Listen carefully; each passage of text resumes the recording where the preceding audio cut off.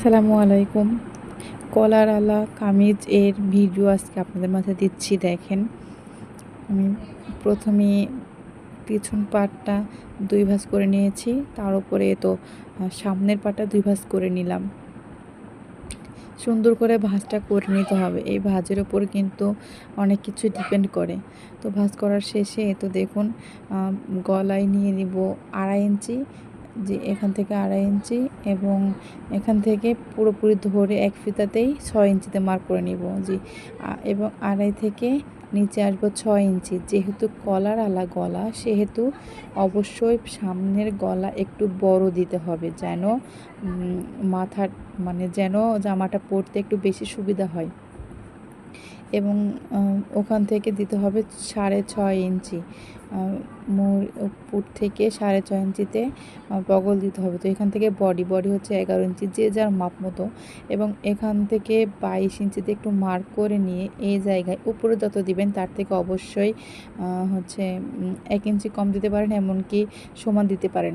এবং ওপর থেকে 13 ইঞ্চি নিচে এসে সেই জায়গাতে বডিতে যত দিবেন, বডিতে যদি 11 দেন তাহলে নিজে এসে 10 দিতে হবে, 13 ইঞ্চিতে এসে মাজায় 10 দিতে হবে এবং হিপের কাছে 11 দিতে হবে।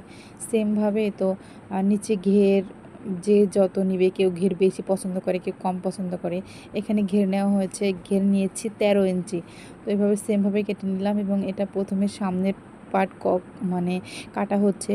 তো কলার আলা, যেহেতু কলার আলাতে কিন্তু এরকম ভি গলায় বেশিরভাগ সময় মানুষকে দিতে হয়, কারণ ভি গলাতেই কলারটাই বেশি সৌন্দর্য হয়। এবং ওখান থেকে 1 ইঞ্চিতে কেটে নিতে হবে।